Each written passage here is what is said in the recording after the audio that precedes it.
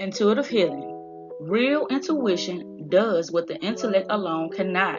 It senses truths that do not follow directly from the old assumptions, old logics, or old programming. Truths accessed by intuition are therefore transcendental.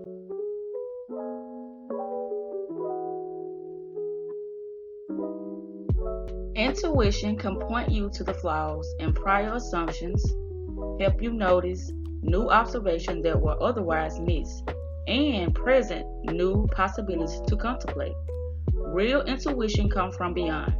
Whatever determines your current realm, your current body of assumptions, intuition extends far beyond it.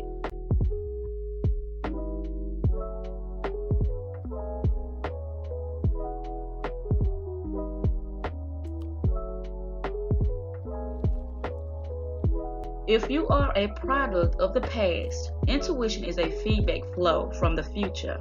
If you are the lower self, intuition comes from the higher self. If you are operating from the five senses, intuition comes through the six.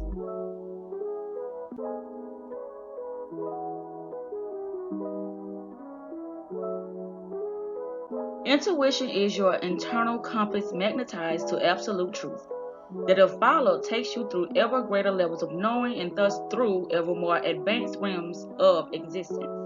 It is the voice of your spirit, and it only speaks as clearly as you have ears to hear and the mind to understand.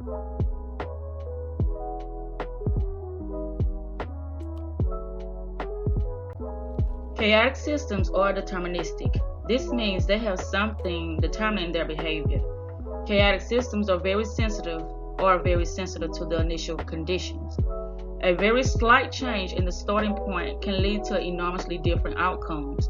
The theory behind how small deviations can lead to large deviations lies at the heart of chaos theory. Chaos theory is the study of nonlinear dynamic systems.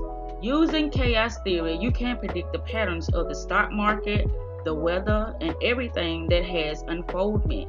Chaos theory shows that the occurrence of events is not linear, but holographic in nature. The image of the whole can be found within any part of it.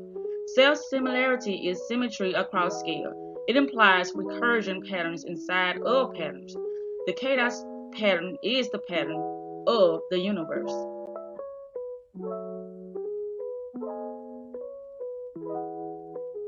As I conclude this segment, I would like to leave you with this. Be ye imitator of divine self. How would I imitate my divine self? My divine self calls things that are not seen as though they were seen, and the unseen becomes seen. Man is made or unmade by himself. In the armory of thought, he forges the weapon by which he destroys himself. He also fashions the tools with which he builds for himself heavenly mansions of joy and strength and peace. By the right choice and the true application of thought, man ascends to the divine perfection. By the abuse and wrong application of thought, he descends below the level of the beast. Between these two extremes are all the grades of character, and man is their maker and master. Just as a gardener cultivates his plot, keeping it free from weeds and growing the flowers and fruits which he requires, so may man tend the garden of his mind, weeding out all the wrong, useless, and impure thoughts, and cultivating toward perfection the flowers and fruits of the right, useful, and pure thoughts.